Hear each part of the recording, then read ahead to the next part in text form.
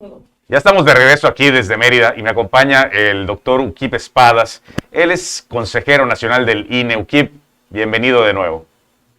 Gracias, Rodrigo. Ay, Manuel, Bernardo. qué bueno que lo acompañas nada más a él.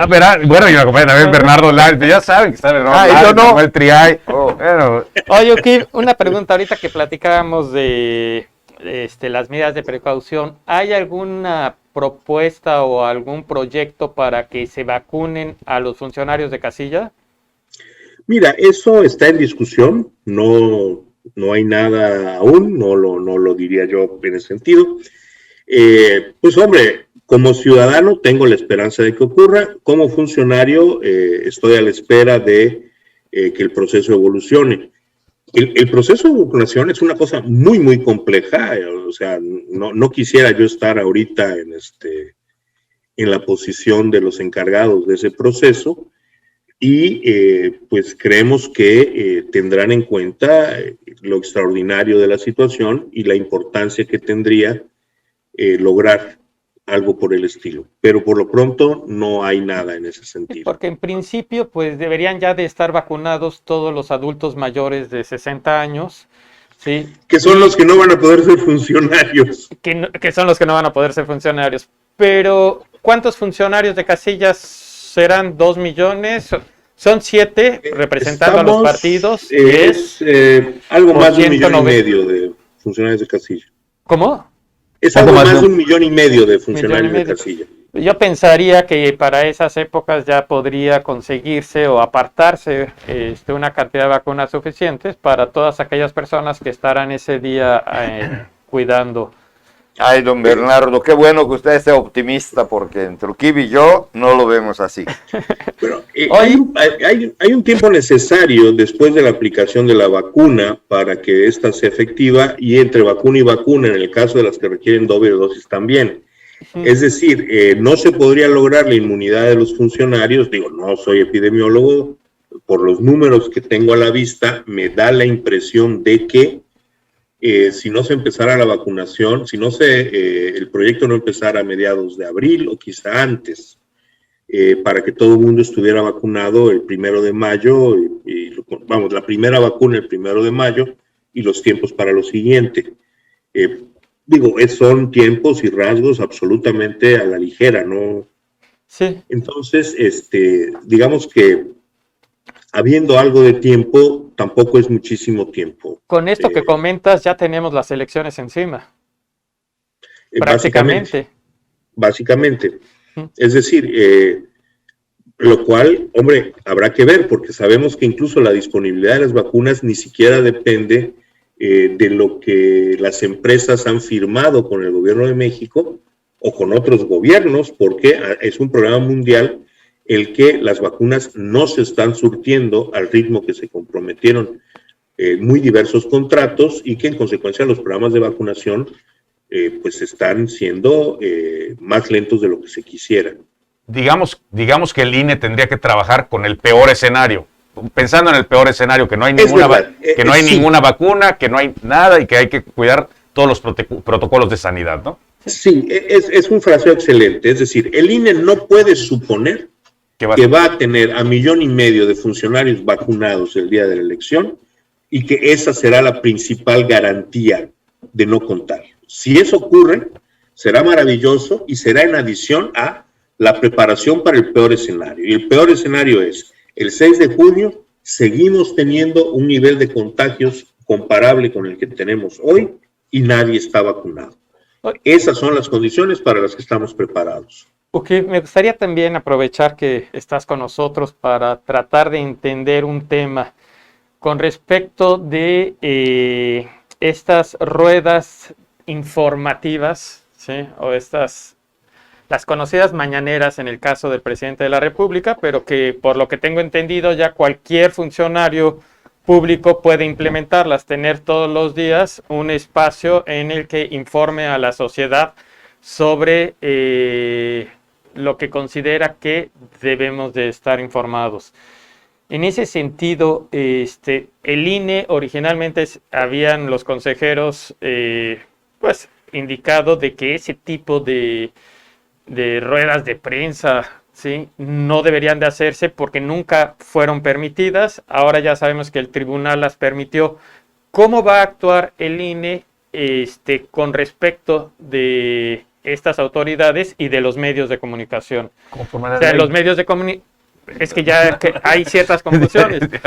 O sea, como medio de comunicación yo ya puedo ir y estar en la rueda de prensa de cualquier funcionario, cosa que hace, en las elecciones pasadas, yo hubiera sido iniciado en un proceso por parte del INE, un proceso sancionador. A ver, hay mandatos constitucionales que ahí están y la Constitución obliga a que los funcionarios no se involucren en la campaña electoral. La decisión del tribunal, que es sí, que entenderla es un arte que no está dado a mis capacidades, así que solo la obedezco. El fallo del INE descarta unos lineamientos que nosotros aprobamos, el fallo del TRIFE, perdón, del tribunal, descarta unos lineamientos que el INE aprobó obedeciendo una sentencia del propio tribunal, que nos decía que había que establecer medidas precautorias para que no se realizaran actos reñidos con el mandato constitucional y que tendríamos que tener esa cautela inhibitoria diseñada para efectos de la Presidencia de la República.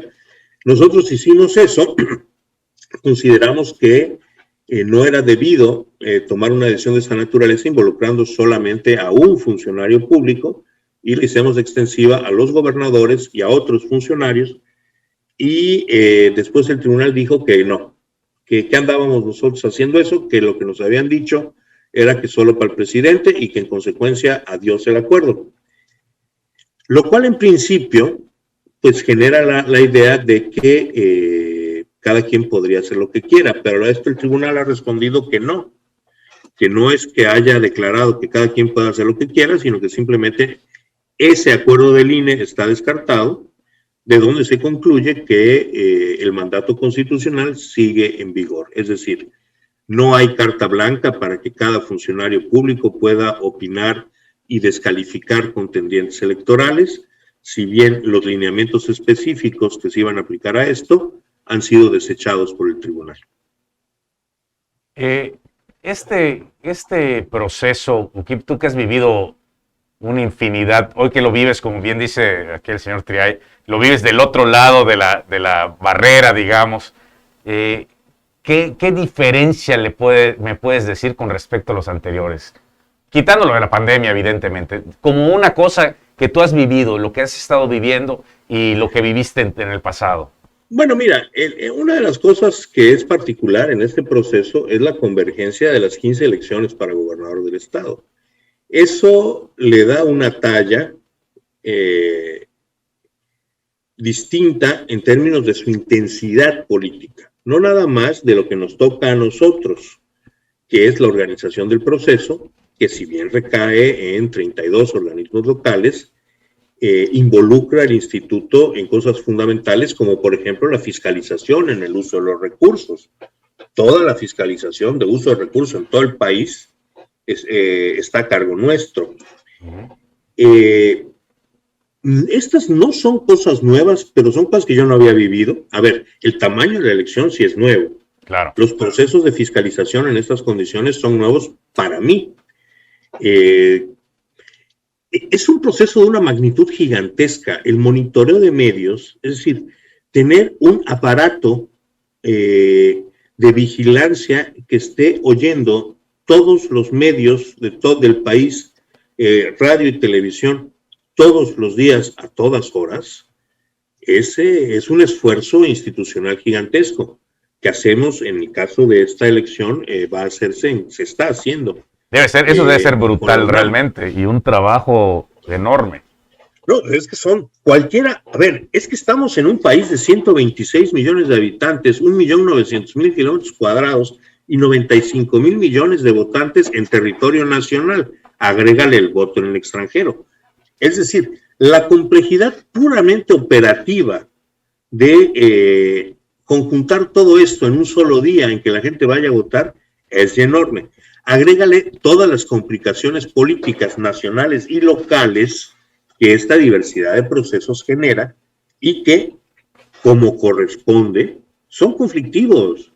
A ver, las elecciones no es para que no haya conflicto. Las elecciones es para que los conflictos los dirimamos depositando papelitos en las urnas, si acaso diciéndonos cosas feas, y sin agarrarnos ni a machetazos ni a balazos. Entonces, las elecciones tienen que ser intensas, tienen que tener contradicciones, tienen que tener fricciones políticas, tienen que tener chiflidos al árbitro, que pues a algunos no les gustan, pero pues al árbitro se le rechifla, hombre, si es este negocio. Hasta en el avión. Pero ahí no es al árbitro. Ese no es el árbitro. No es. Bueno, claro don Manuel, sí. para don Manuel sí, es diferente. Allá en su partido, así lo... Tú y yo hemos criticado muchas cosas juntas, no te voy a poner cosas juntas. Ah, sí. Nosotros juntos. Sí. Este Menéndez está muy preocupado por eso. No, pero no vamos a ir a eso. Hay cosas que a mí todavía no me quedan claras. Por ejemplo, no vamos a hablar de la fiscalización de los recursos bajo la responsabilidad del INE, porque aunque tú tendrás muchas razones, yo creo que es poco eficiente. Pero sí me gustaría tu opinión respecto. Creo que esto es nuevo, que ya vamos a elegir a diputados que no viven en el país. Esto es nuevo, ¿verdad? Sí. ¿Cómo se va a manejar eso? Hombre, pues muy mal desde el principio, ¿no? Hombre, cuando el tribunal, cuando el órgano de control constitucional rebasa los límites de la Constitución para establecer obligaciones tanto para el instituto como para los partidos, hombre, pues estamos en aprietos. Uh-huh. Esa es una realidad, ¿no? A ver, por imposición del tribunal, el INE va a establecer normas para que los partidos registren obligatoriamente a un residente en el extranjero en cada lista plurinominal en uno de los primeros 10 lugares de la lista. Uh-huh. Es decir, reservar el 10% de los lugares de la lista para residentes en el extranjero, que, el tema es, resulta que los residentes en el extranjero no pueden votar por diputados federales. Entonces va a ocurrir que, pues alguien imagina que los nuevos diputados residentes en el extranjero van a ser representantes de los mexicanos en el extranjero. Pero esos mexicanos en el extranjero no tienen derecho a escoger quién los va a representar. Nosotros, los que vivimos aquí en México, le vamos a escoger a los mexicanos en el extranjero quiénes los van a representar. Es ilógico, ¿no? Me quedaba yo con la primera palabra, pero me quedo ilógico. O sea, como que no sirven para nada. No, a ver, van a servir, alguien va a ser diputado. Pero los vas a traer al foro que es la Cámara, o van a trabajar desde allá. No, eso ya se ha hecho. Ha habido diputados residentes en el extranjero. Ese es otro punto. Como hay un pésimo diagnóstico de las cosas, pues no se tienen en cuenta los antecedentes. En el caso que yo conocí en mi legislatura, pues este diputado vivía en Los Ángeles. Y entonces se le daba el tratamiento de cualquier diputado. Tenía que estar en sus actividades obligatorias en la Cámara, fueran sesiones o comisiones o cualquier otra, para lo cual en periodo de sesiones se le daban 4 boletos de avión y fuera de periodo de sesiones 2 boletos de avión. Por cierto, salía más barato darle a él los boletos de avión para Los Ángeles que lo que había que darle a otros diputados de zonas del país extremadamente caras, como las plazas turísticas, qué sé yo, Los Cabos, Cancún, Guerrero Negro, recuerdo que estaba hasta arriba en las tarifas aéreas, en fin. Pero bueno, esto es un detalle. El tema es, ha habido diputados residentes en el extranjero, como todos los diputados, representan a todos los nacionales y como se puede percibir, después de varias legislaturas, yo fui diputado yo entré hace más de 20 años a la Cámara, pues la presencia de diputados residentes en el extranjero no ha sido percibida por el público en general. Pero ¿para qué van a servir? A ver, esto sí es en serio, mi pregunta es en serio. ¿Para qué quiero yo un diputado en el extranjero si los diputados tienen una función específica para el país? Van a aprobar el presupuesto, van a aprobar leyes que rigen en el país, van a aprobar todo en el país. Aquellos que estén en Los Ángeles, en cualquier estado de la Unión Americana, por poner un ejemplo, están fuera del ámbito del trabajo que hace un diputado, o al menos esa es mi percepción. ¿Cómo lo ves tú? Mira, Triay, el problema es que tú y yo somos un par de viejos reaccionarios. Bueno. Partimos de la idea de que a los gobernantes los deben elegir los gobernados y que los no gobernados no deben elegir a esos gobernantes. Esta es una idea precaria, anticuada y superada por los nuevos estándares de la democracia estamentaria, así como lo antes dijiste de la muy Revolución complicado. Sí, la nueva idea que está permeando en estas decisiones es que, primero, tu derecho a votar no deriva de la condición de que los electos van a hacer leyes para ti, sino de que eres mexicano. Entonces, tú tienes derecho a votar por ellos, aunque no vayan a hacer leyes que te afecten. Y tú tienes derecho a aprobar esas leyes, si eres diputado, aunque sean leyes que no te afectan. Mi pregunta sigue vigente. ¿En qué beneficia un diputado a los señores que viven en Los Ángeles, en Florida, en donde quieras? ¿En qué beneficia la labor de un diputado a esos que viven en el extranjero? Eso es lo que no me ha llegado. En absolutamente nada, pero la idea del fallo del tribunal no es esa. Lo que el tribunal sostiene es que como no hay diputados residentes en el extranjero que obligatoriamente sean electos, se debe imponer que haya diputados que viven en el extranjero para garantizar el derecho que la Constitución no les da de ser electos por vivir en el extranjero. Que se haga así patente que el mexicano tiene derecho a ser votado aunque vive en el extranjero y que no sea discriminado, no permitiéndose ser electo por estar en el extranjero. Tú eres mexicano y vives fuera y de repente quieres participar de la política mexicana, ¿sí? No puedes participar de la política gringa porque no eres... Pues vete a vivir a México. Así es, ¿qué haces afuera? ¿Qué haces allá afuera? Espera, pero hay una cuestión. Este país sobrevivió este año gracias a los 40,000 millones de dólares que esa gente que se fue afuera mandó a sus parientes que están acá. No digo que ellos tienen derecho a participar en la política de México. Me encantaría que elaboraras esa idea. El que da dinero adquiere derechos políticos. El que da dinero, el que no da dinero en consecuencia, el que no da dinero no debe adquiere tener derechos políticos. El que da dinero no adquiere derechos políticos. El que da dinero exige derechos políticos. Pero eso no lo sabemos.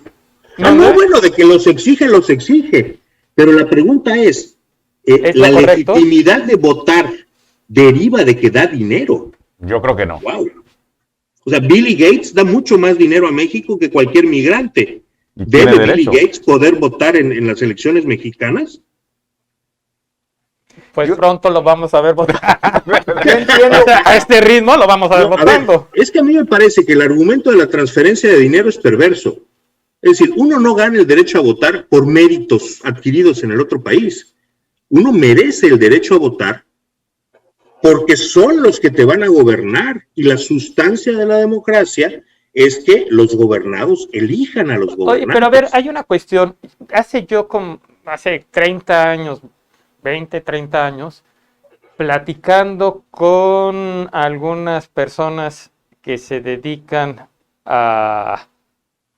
que trabajaban en relaciones exteriores, justamente comentaban que los mexicanos en Estados Unidos eran la minoría menos influyente en la política gringa. ¿Sí? Por ejemplo, los israelíes con una comunidad menor que la mexicana en Estados Unidos tenían una gran influencia en la política gringa. ¿Sí? Los judíos de Nueva York. ¿Sí? Y los mexicanos, que son muchos más, son de todas las minorías las que menos influencia tienen en política gringa. Entonces, no sé si esto pudiera servir como un rebote para, a través de las instituciones mexicanas, influir en la política gringa. O sea, un diputado que está en el Congreso de México exigiendo a la Cancillería cuidar a los mexicanos que están allá. Se me ocurre, estoy hablando en voz alta. No, porque la diferencia es que México no se vende. A ver, legislatura tras legislatura tienes a 450 diputados exigiéndole a la Cancillería que proteja a los mexicanos en el extranjero. No creo que la presencia de un diputado que reside en el extranjero vaya a modificar esto. No, pero por decir, yo me quedo pensando, un mexicano en Chicago que se dice diputado en México, quizá tenga ciertos elementos para hacer más política en Estados Unidos a favor de México. Se me ocurre. Yo creo que todo aquel mexicano que quiera participar en política debe de venir como aquel rey del tomate, ¿se acuerdan? No, pero ya nos dijeron que sí viene. O sea, le mandan los boletos y viene al Congreso. Pero sí, yo sigo pensando en lo mismo. Que vengan todos, que los hagan diputados, tienen derecho, la Constitución los protege mientras sigan siendo mexicanos. No me queda la menor duda que se cumpla la Constitución. Mi pregunta sigue siendo la misma. ¿Va a servir de algo a los que viven en el extranjero tener un diputado? Nosotros tenemos 400 o quién sabe cuántos, si no sirven para nada. Perdón, se me fue, Ujip. No, y aquí voy a decir cosas que van a hacer que me metan algunos tuitazos, pero es que esta misma pregunta se puede aplicar a cualquier acción afirmativa. Es decir, ¿de verdad creemos que ciertos sectores de la población, vulnerados por distintas razones, se verán menos vulnerados porque en las cámaras haya personas que compartan su condición de vulnerabilidad? En la vida real está ocurriendo así, y va mi máxima provocación. Los derechos de la masa de mujeres en este país se han visto sustancialmente incrementados gracias a la paridad en las cámaras, y te pongo 2 ejemplos. El estándar internacional, este ya lo habíamos platicado en radio alguna vez con Dulce, por cierto. El estándar internacional de licencia de maternidad es de 14 semanas. En México es de 12. Hay iniciativas para modificarlo y ajustarse al estándar internacional por lo menos desde 2003. 2 de ellas de yucatecos, la última del Congreso del Estado de Yucatán. Y ahí está. Sigue sin ser.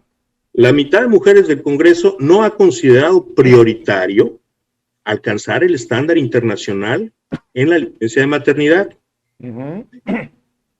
El seguro social para las trabajadoras domésticas. Seguimos en un proceso experimental iniciado en el gobierno de Peña Nieto, y al día de hoy sigue sin ser obligatorio pagarle el seguro social a las trabajadoras domésticas. Entonces, hay varias asignaturas una pendientes. Cosa es el derecho que tú tienes de ser electo, y otra cosa es que tu derecho a ser electo vaya a beneficiar a las personas que se parecen a ti de acuerdo a los criterios del tribunal. La realidad demuestra que lo segundo no se surte. La gente sirve los intereses que sirve, no los intereses de las personas que comparten rasgos sociales, culturales y económicos con ellos. Por lo menos te van a descontar esta quincena, Ujip. Tranquilamente. Oye, Ujip, te agradecemos mucho que nos hayas acompañado aquí desde Mérida. ¿Algo quieras comentar antes de irnos? Pues que me parece que como en todos los procesos electorales, el éxito de y el éxito quiere decir la ratificación de las elecciones como único mecanismo legítimo para designar a las autoridades y a los gobernantes, depende de que la gente participe. Si la gente vota, si la gente hace suyas las elecciones, no solo los gobernantes que emanen de las urnas tendrán una mayor legitimidad, sino que como sociedad ratificaremos que son estas elecciones libres, elecciones realizadas por organismos autónomos, elecciones con voto secreto y garantías logísticas de seguridad y sanitarias que permitan que la gente vaya a votar. Si acudimos a votar, ratificaremos que esas son las elecciones que queremos. Pues le agradecemos mucho a Uquipe Espadas, consejero nacional del INE, que nos haya acompañado aquí desde Mérida. Se despide Rodrigo Menéndez. Manuel Triay. Bernardo Laris. Muy buenos días.